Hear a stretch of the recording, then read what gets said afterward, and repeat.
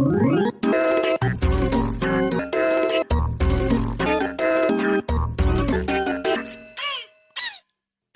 Beauregard lay prone on the ground, closing on to her final breath. Her injuries were severe as blood trickled from it. "Selena, stay with me," Clarice, the daughter of Ares, insisted as she cradled Selena's head in her lap. Apparently, Selena pretended to be Clarice and ventured along with the children of Ares to fight the hostile enemies. They just wouldn't listen. "Cabin would only follow you." Selena managed to stutter. She was implementing that the children of Ares wouldn't agree to barge in the battlefield as they were ordered by Clarice, the leader of the group, to stay. So she disguised in Clarice's armor and lead the children of Ares into battle. "So you stole my armor," Clarice said in disbelief. "You waited until Chris and I went out on patrol, you stole my armor and pretended to be me." She glanced behind her shoulders at her siblings. "And none of you noticed?" The Ares campers developed a sudden interest in their combat boots. Clarice glared back at Selena while gaping in utter shock. "Don't blame them," Selena said weakly. "They wanted to believe I was you." "You stupid Aphrodite girl," Clarice sobbed. "You charged a Drakon? Why?" As she had mixed feelings of sadness and hatred for Selena and Kronos respectively. "All my fault," Selena said, a tear streaking the side of her face. "The Drakon, Charlie's death, the camp endangered. I couldn't bear the burden on my shoulders and decided I have to do something or all will be in vain." "Stop it," Clarice exclaimed. "It's not true." Selena opened her hand, revealing a silver bracelet with a scythe charm, the mark of Kronos. Clarice glanced at the silver bracelet for a few moments before realization dawned on her face. Her shoulders tensed as she began to twitch repeatedly. "You were the spy?" she asked quizzically, not sure if she comprehended that, so she wanted clarification. Selena tried to nod. She began while stammering, Before I liked Charlie, Luke W. was nice to me. He was so charming. Handsome. Later, I wanted to stop helping him, but he threatened me. He told me none of our friends will get threatened and Charlie won't get hurt. He lied to me." Her eyes started to get puffy. Percy made eye contact with Annabeth. Her face was chalky. Behind us the battle raged on. Clarice scowled at her cabin mates. "Go, help the centaurs. Protect the doors. Go," she commanded. They scattered in assorted groups to join the fearsome and gruesome battle. Selena's breath was shaky. "Forgive me. You're not dying. You have to stay with us," Clarice insisted as her eyes started to get puffy as well. "I guess I can meet Charlie in the next world." With the final breath, she passed away. Clarice saw one of her own friends dying in front of her own eyes. She held her and wept as Chris gently placed his hand on her shoulder. Now Annabeth resented Kronos even more. She closed Selena's eyes. "We have to fight." Annabeth's voice was brittle. "She sacrificed her life to help us. We have to honor her." Clarice sniffed and wiped her nose. "She was a hero? Understand? A hero." Percy's shoulders tensed. He witnessed the death of his comrade. He couldn't help but enhance his resentment against Kronos for what he has done. Percy nodded in agreement. "Come on, Clarice. We have to avenge our fallen comrades." She hefted a sword from one of her fallen siblings. "Kronos is going to pay big time." Hay's eyes seethed with rage. Everyone took a glance at the battlefield while thoughts about their dying friends visualized in their heads. With Naruto and Jiraiya, the waterfall, at Planet Element. Jiraiya summoned a toad from Mount Myoboku and insisted him on weakening the seal on Naruto so he could manifest some of the 9 tails, Kyuubi, chakra. "Is that why you summoned me here? I just hope that this isn't a bad idea," the toad said. "Just weaken the seal, please." Jiraiya smiled sheepishly. "All right, I'll do it, but be careful. I hope nothing happens to you." And so the toad did weaken the seal. Naruto and Jiraiya resumed with the training. Naruto somewhat didn't comprehend what his sensei was doing. Later, Naruto was in the 9 tails cloak and couldn't control himself as he stood like a fox, with one tail made up of corrupt red chakra manifested itself. As Jiraiya tried to fend Naruto off, Blonde Kid was getting stronger and stronger due to the potent power of the 9 tails. He manifested a second tail and finally projected a third tail. After a moment of fighting the Kyuubi's hatred, Naruto did not prevail and the dark and corrupted power of the Kyuubi manipulated Naruto as he lost his senses and transformed into a beast with 4 tails. Jiraiya was gawking at the scene in apparent shock. The beast fired a tailed beast ball only to be evaded by Jiraiya. The tailed beast ball destroyed most of the ecosystem. Kaboom! As the smoke started to dissipate behind Jiraiya, Naruto bounded at the Sannin in a flash and mercilessly attacked him viciously. With the final blow, he shot Jiraiya's body towards the wall and crashed through it, causing debris to fall on him. The Kyuubi's corrupt chakra began to rise up in the air and gathered dark and stormy clouds. The chakra gathered along with the flow and materialized a portal. Naruto glanced up at the portal and roared. At that moment, the portal dragged Naruto and Jiraiya along with the wind current and Naruto used his willpower to clutch himself on the ground, but failed to do so and was left in the mercy of the strong currents as he was sucked in the portal. His roaring slowly faded as he was completely drowned in the portal along with Jiraiya and his roaring fading. His roaring faded and the portal slowly phased out. With Percy, Mount Olympus, planet Earth. Clarice did all the house cleaning.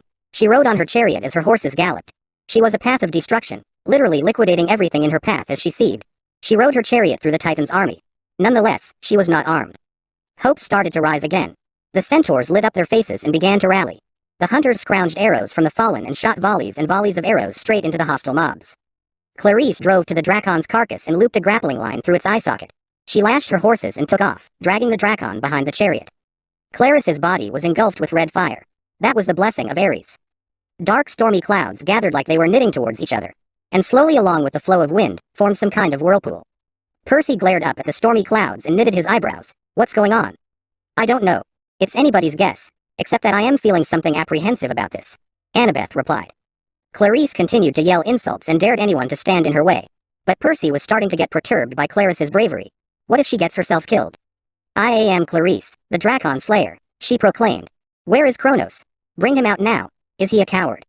Clarice, stop, retreat, Percy yelled while hustling her. What's the matter, Titan God? Bring it on, or else I'll trim your nose hair. Ew. Annabeth grimaced. There was no response from the enemies whatsoever. Slowly, they began to fall back and took cover behind a Draceni. The whirlpool developed a sudden power of red chakra and hatred which manifested itself in the sky. That caught the attention of the hostile army as they could sense the dark presence of something which could be a bigger threat than they anticipated. The gladiators noticed the perplexed looks of the enemies and angled their head upwards at the whirlpool and the dark potent chakra. Meanwhile, Percy tended the wounded and brought them inside the lobby. The mobs fighting against Clarice retreated. Clarice was still rounding around the street, daring for mobs to attack her. I'll watch her. She'll get tired eventually. I'll make sure she comes inside, Chris assured. What about the camp? Percy inquired. Has anybody left there? Chris shook his head and sighed. Only Argus and the nature spirits. Peleus the dragon is still guarding the tree. As they continued their chitter-patter, the stormy sky materialized a portal. And down fell from it, Naruto in the Kyuubi's cloak. He plummeted from such a height. It looked like he wouldn't survive the fall. As Naruto was in midair, he slowly reverted back to his original form, without his skin being ripped off. Naruto finally crashed on the ground, or did he? No, he didn't. The Kyuubi's chakra engulfed him and protected the blonde kid from the fall. A small crater was formed beneath him as he lay prone on the ground. It seems that he crashed in the middle of the city. Naruto slowly opened his eyes as his vision was twisting and swirly. But slowly his vision started to get back to normal. His body groaned in protest and finally he could see the sky vividly. Naruto sat himself up and rubbed his back head. He scoured his eyes around his surroundings and began to ponder, where am I? He noticed that some of the buildings were hacked up. He had never seen buildings like these before. What kind of place is this? Naruto wondered. Just then he heard a scraping of 1,000 knives behind him. Naruto widened his eyes in alertness and glanced behind his shoulder at the Dracon. He raised his eyes comically. What is that? The Dracon lunged at Naruto, only to be evaded by him. Damn it. Naruto crossed his index and middle finger and made a plus sign. Kage Bunshin no Jutsu, Shadow Clone Jutsu, creating multiple clones in puffs of white smoke. All the clones charged the Dracon with their kunai, only to be dispelled by the Dracon. The ginormous beast swung its claws and barely hit Naruto as he tripped and fell on the ground. The Dracon lunged at him while Naruto closed his eyes, thinking it was over for him. Stop. A voice cried. A demigod stood between the blonde ninja and the Dracon. The demigod had bronze helm, chestplate, leggings, and boots, including a sword in his hand. Hey kid. Move aside. I'll fight from here onwards. The teenager looked like he was 2 years older than Naruto, probably 15. Naruto was baffled at what had just happened. You heard me. Please. For the love of all gods, the demigod hustled. Naruto jumped up to his feet and spun around, seeing a demigod beckoning him to follow him. Naruto bounded towards the other demigod. As the mob were retreating, one of the soldiers asked, "Why are we retreating?" "We're not retreating. We're vaulting in a different direction," the leader exclaimed as he retreated. Naruto thought to himself mentally, "What's happening? What kind of place is this? Who are these people?" The demigod nudged Naruto as he snapped out of his thoughts and looked at the demigod. "Are you okay? Are you injured? We can take you to the Empire State Building." What? Naruto was indeed injured. His arm was weak because he tried to fend off against the Dracon. "I don't think you can go on like this. Where's your battle armor?" What? The first demigod was known as Matthew, the second was Josh. Josh studied my face. He's not a demigod. Both gladiators exchanged looks. "We have no choice then. We have to take him to the medics," Matthew stated. With that said, the two demigods sat along with Naruto on a chariot and rode off to the Empire State Building. Naruto was unconscious because he was injured. Matthew had a look of concern on his face, but Josh assured him he'll be fine, excluding the fact that his injuries may not be able to keep him in battle. But he may not be a demigod. With Percy, Talia told specific things to Percy and Annabeth. She ordered them to go to Olympus and set up their final defense. As Percy and Annabeth walked in the building, they found out the doorman had disappeared. His seat was empty and his magazine face down on the desk. However, the place was jam-packed with wounded demigods. Some had severe concussions. Others were bruised and battered. Did I tell you there were injured satyrs? Percy and Annabeth bounded towards the elevator and met up with Connor and Travis Stoll shifting uncomfortably. Is it true? Connors asked. About Selena? Annabeth sighed. She died as a hero. Travis deadpanned. I also heard that Annabeth twitched her eyebrow in irritation. Enough. End of the story. Right, he muttered. The Titan's army will barge in this building and try to get in the elevator a few times in a row, and all the giants can't fit in there. That's the Titan's drawback. Can you disable it? Travis shook his head. No, it's magic. You need a keycard. But the doorman has vanished. Our defenses are weakening. Anyone can walk into that elevator and go straight up. And so we need to devise a strategy to keep the mobs away, he explained. We need reinforcements for the love of all gods. Just then Matthew and Josh slammed the door open and ran inside before both tripped over their legs and chirped simultaneously, dropping a blonde kid in the process. As they got up, Josh gawked at Naruto and then back at Matthew. You idiot. How could you be so careless? You just dropped him. The medics hastened themselves towards the blonde kid and placed him on the medic's bed, and began to tend his wounds. Percy noticed this and raised an eyebrow in confusion. He walked towards the blonde kid due to the fact that he was disturbed about something. Percy. Annabeth said. Percy reached the bedside of Naruto and glanced at the medics. Who is this? Why is he unarmed? He has no protection. Matthew's sweat dropped. About that, he was ambushed by a Drakon and we had to rescue him. There's one thing you need to know.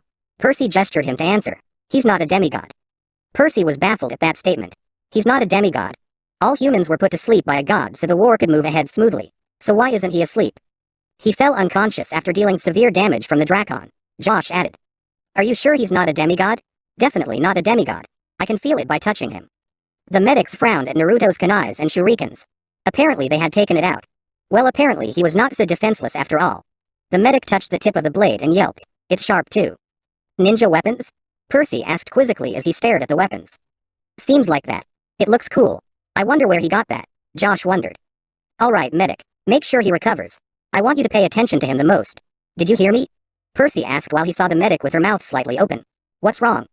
The medic continued to stare at Naruto's wounds as steam erupted from it. I don't know how to put this right, but his wounds are somehow healing. What? Percy stared at Naruto's wounds as it was slowly started to knit and close by itself. Matthew and Josh exchanged looks, with their rape faces applied.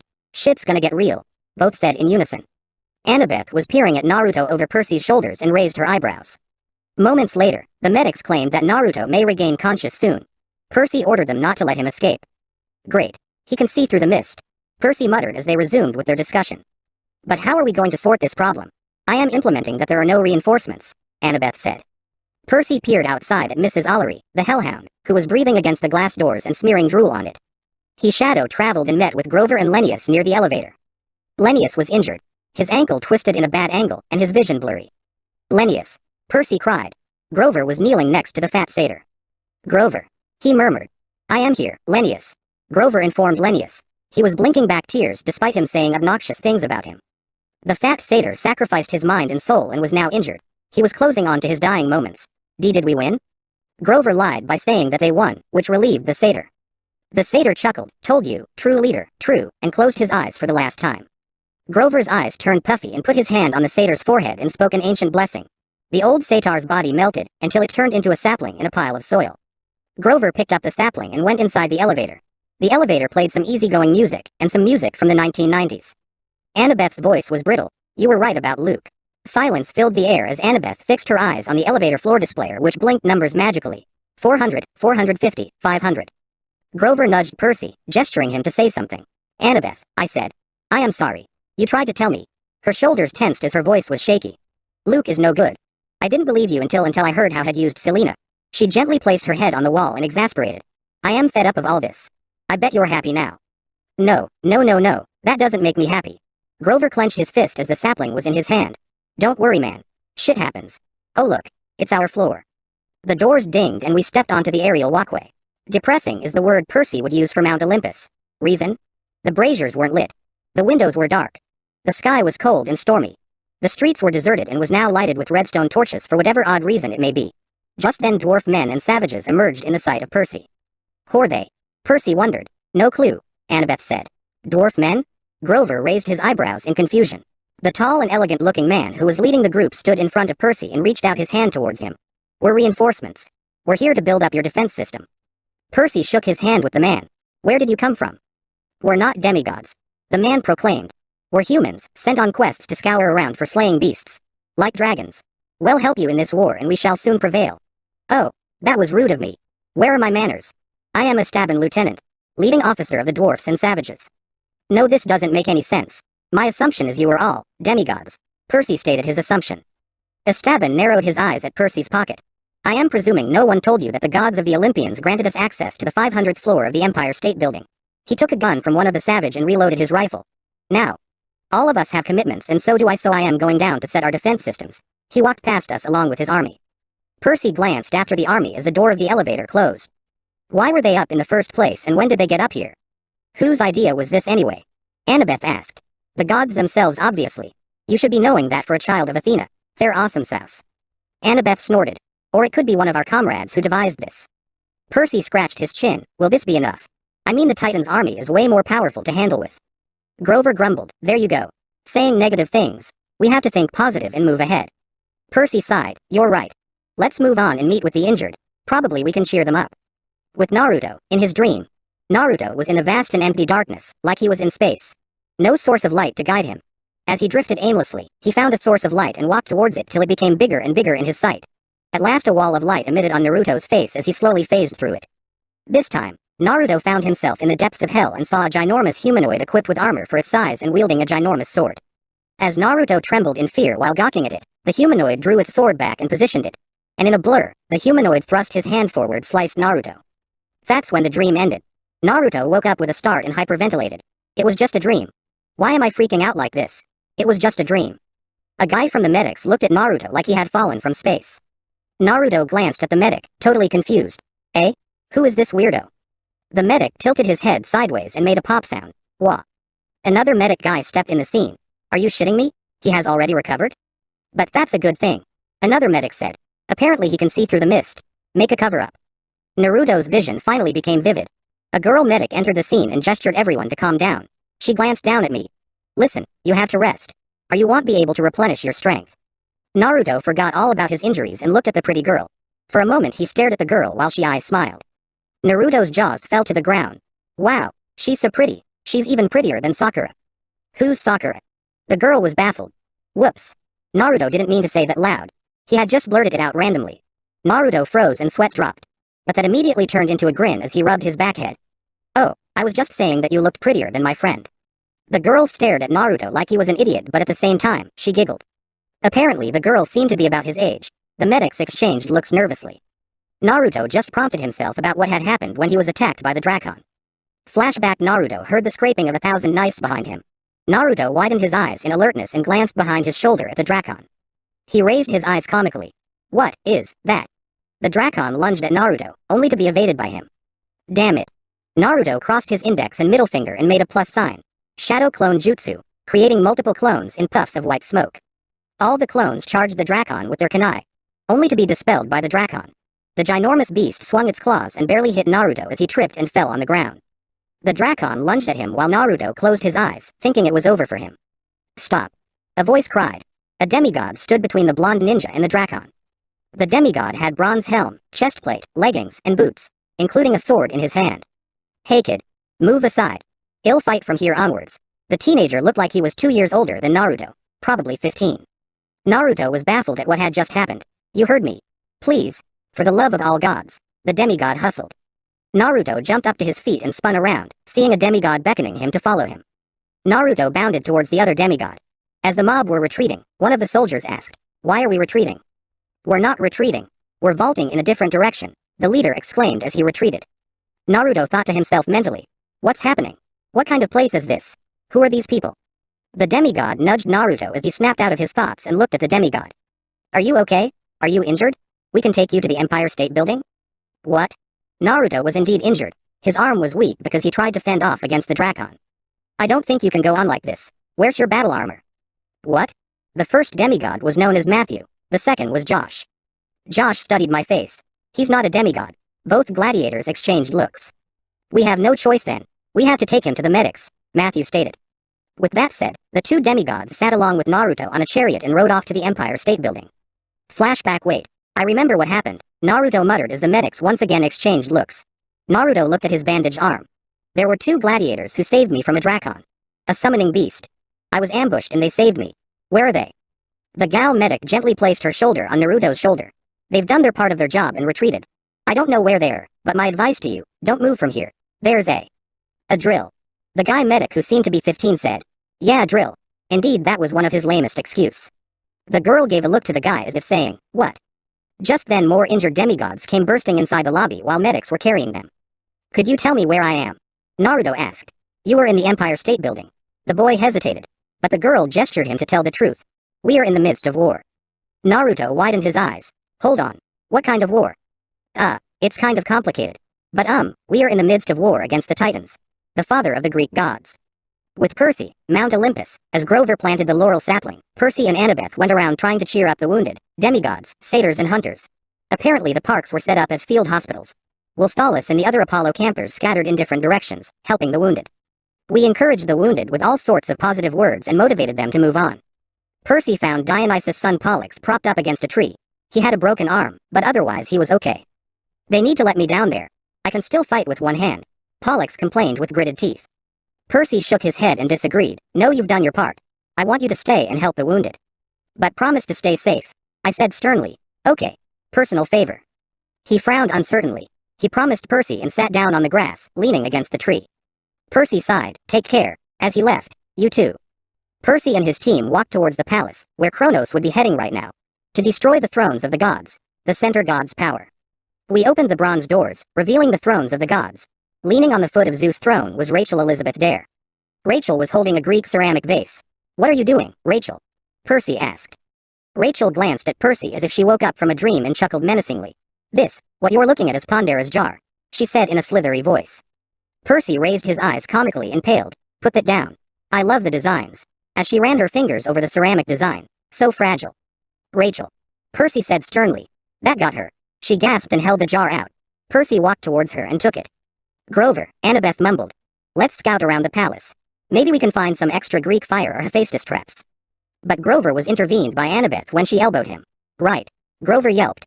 I love traps. With that said, Annabeth dragged him out of the throne room. Over by the flames, Hestia was huddled in her robes, rocking in her chair back and forth. Come on. I want you to meet someone, Percy told Rachel. Rachel pursed her lips. What's wrong? Percy asked. The war that's going on down there, it's bullshit. Just like my grandfather's nose hair. Percy twitched his eyebrow. Okay. Percy and Rachel sat next to the goddess. Lady Hestia. Percy greeted. Greetings, Percy Jackson. The goddess murmured. Getting colder. Harder to keep the fire going. Yes. The Titans are approaching as we speak. Hestia focused on Rachel. Rachel, my dear, you've come to our hearth at last. Rachel blinked in confusion. You've been expecting me? Hestia sighed and held out her hands and the coals glowed. The fire displayed images of Percy's mother, stepfather and himself eating in the dining hall for Thanksgiving. His friends at Camp Half-Blood having the time of their lives. I have caught a glimpse of a hero who will save us from war, Hestia said. The sage seeking for retribution. He is the definition of innovation. She glanced at Rachel and continued, to claim your place at the hearth, you must let go of your distractions. It is the only way you'll survive, she advised. Rachel nodded. I understand. Wait. I didn't understand what she said, Percy said. Rachel felt uneasy. Percy, she began. When I came here, I thought we both were destined for each other. But you and me, she sighed. Are you shitting me? You're telling me I am a distraction? I am not sure how to put it into words. I was drawn to you because you opened the door to all this. She gestured at the throne room. I needed to understand my true commitments. You and me, our fates weren't intertwined. You've always known that deep down. She looked morose. Percy knew that Rachel had just dumped him considering they never have been together. So, thanks for bringing me to Olympus. See y'all later, is that it? Rachel stared at the fire, feeling gloomy and morose. With Naruto. Naruto peered through the window and watched with curiosity. He couldn't see the raging battle as it was far away. The girl medic who was known as Christina watched Naruto with curiosity. I am surprised about the fact that his wounds have already been healed. The 15-year-old guy stood beside the Christina and nodded in agreement. He's no ordinary person. But Christina looked at the 15-year-old guy. This kid is more like a typical ninja. He seems to be about your age. Naruto spun around and walked towards the 15-year-old guy. Austin. Before I go hyper, can I have some food? He requested. Austin nodded. Yes. We only have our last resort of food. Do save some for the injured. Later, Naruto ate buns and fruits. And from fruits to munching chips, which Naruto doesn't normally eat. But his stomach was filled with rats. Metaphorically. After chowing on his food, Naruto thanked Austin and tightened his leaf headband. With Percy, Mount Olympus, Percy Jackson. Hestia said. Rachel has told you all she can.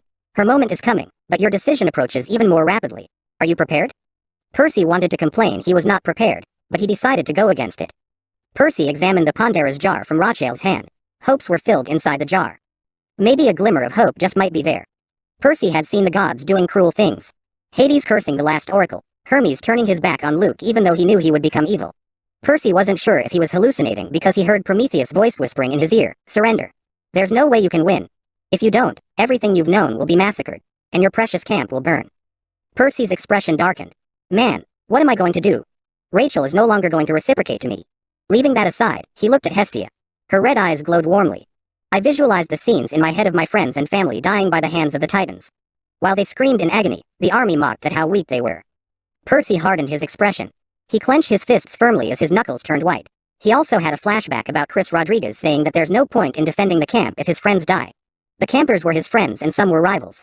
But otherwise friends. He even prompted himself about a flashback when Nico stood up to his father Hades while displaying such confidence.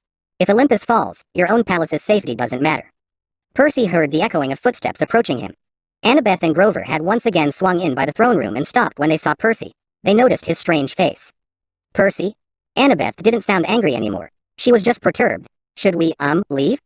Percy made a face like had been injected by steel. Oh. He glanced at Rachel. You're not going to do anything stupid or dangerous, are you? She managed a faint smile and chuckled. You're worried about me doing something stupid? But I mean, will you be okay? I don't know. She shrugged. That kind of depends on whether you save the world, hero. She winked at him. Fuck. Seducing? Not going to work. Lel JK. She didn't wink. Percy grabbed Pandara's jar. The spirit of hope fluttered inside, just like the wings of Hephaestus' helm. Something like that. He cuddled it to warm the cold container while Hestia watched with curiosity and Rachel just deadpanning. Hestia, Percy said, I give you this to you as an offering.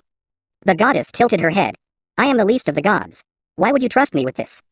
You have to be positive, but you're the last Olympian, and the most important. Why is that, Percy Jackson? Because hope survives best at the hearth. Guard it for me, and I won't be tempted to lose hope. The goddess smiled and took the jar in her hands before it began to glow. The hearth fire burned a little brighter. Well done, Percy Jackson, she said. May the gods bless you. Percy took a glance, probably his last at Rachel. Rachel gestured, go for it. Percy's stomach churned. He sensed something unusual, like a powerful aura rising up from the city. Suddenly, he found himself a secret hideout, where it was gloomy and dark. Out from the shadows approached a man who had long hair, and his eyes having snake slits. Percy Jackson.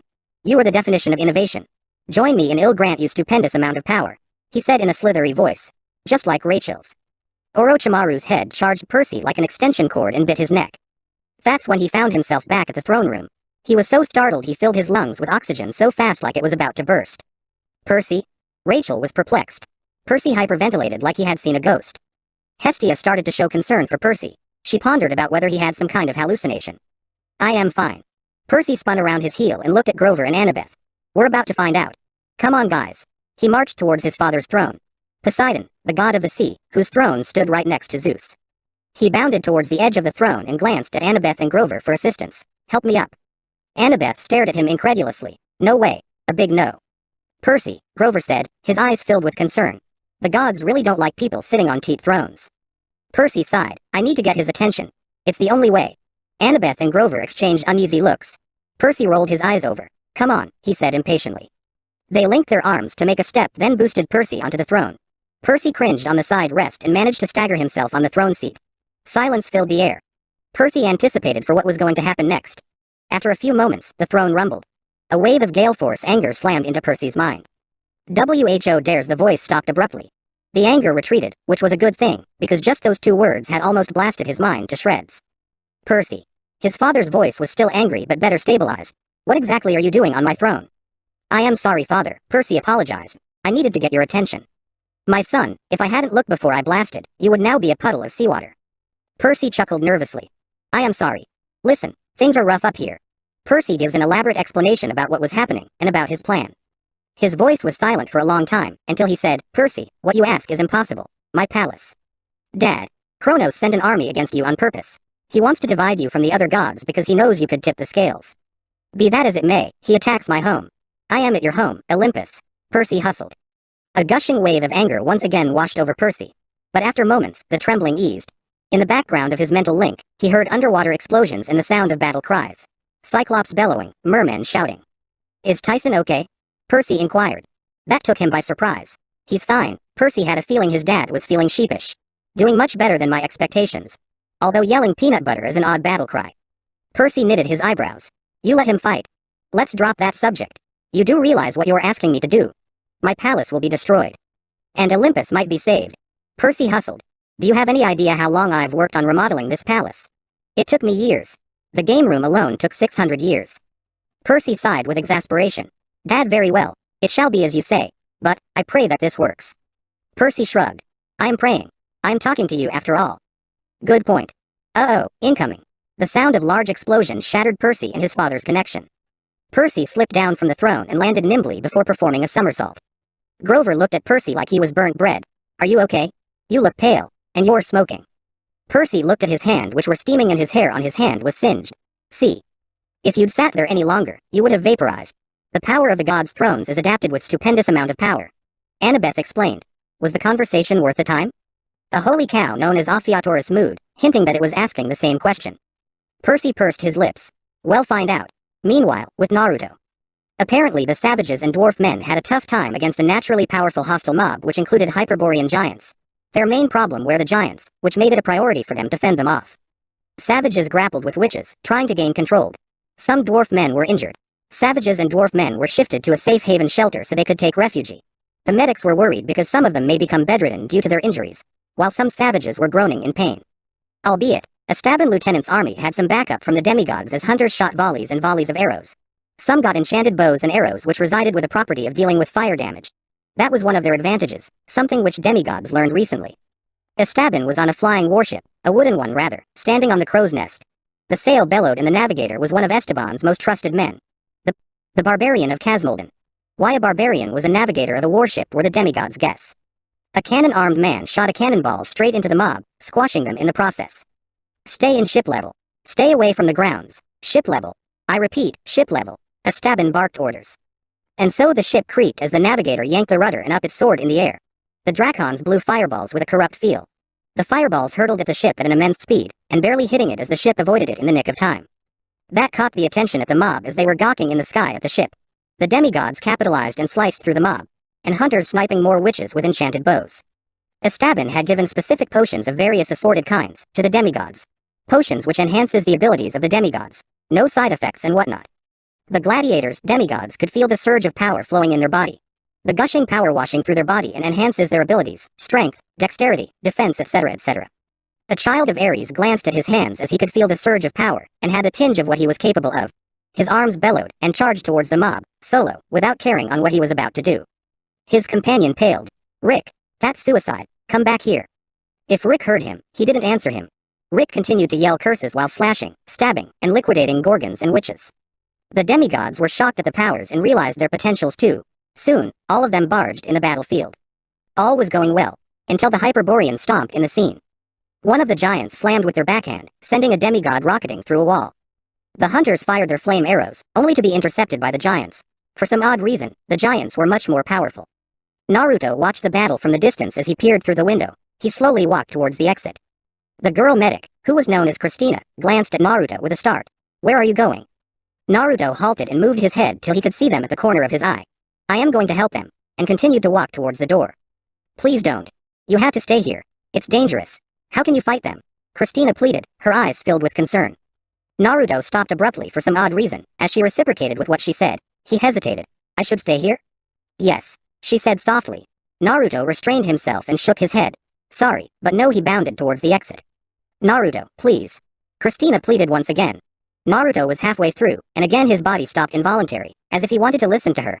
Why is my body stopping on its own accord? These were Naruto's mental thoughts. Austin peered at the window, his lungs filling with oxygen so fast like it was about to burst. He was taken aback at what he had just seen. The mob were closing on to the Empire State Building. The demigods had retreated as the giants vaulted towards the building like athletes. A cold feeling crawled upon Austin's neck. Oh shit, take cover, hit the ground.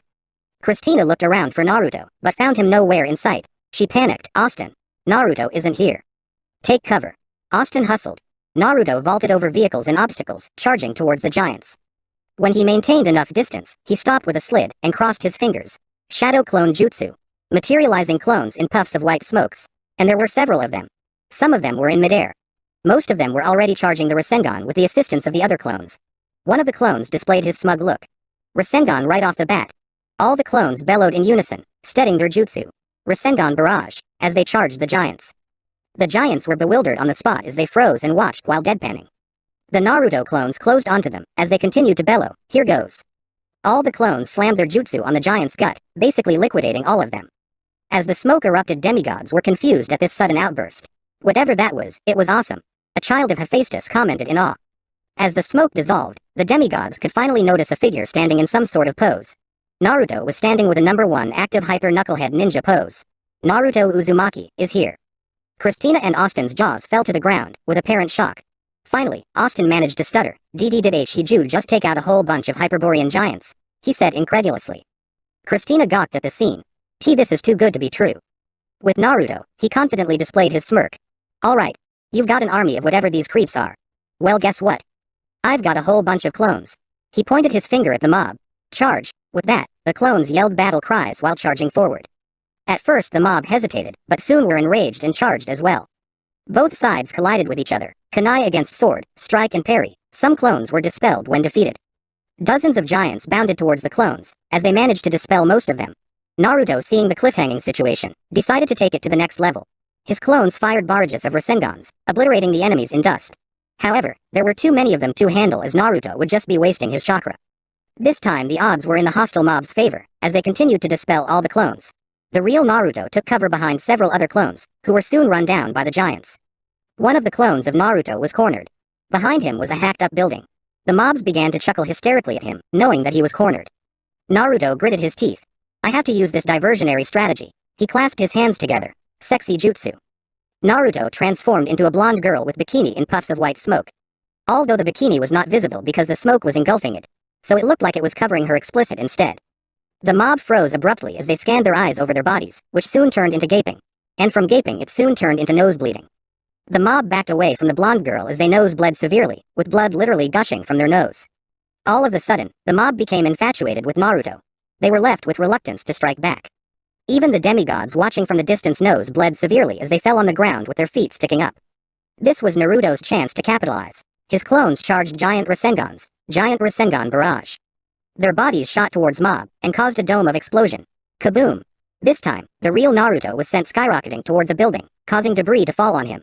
Apparently Kronos was watching from the distance with horrified fascination. With Percy, the throne rooms opened and Talia marched in. Percy. Kronos is leading the army. He has finally come for his confrontation. Thanks for watching.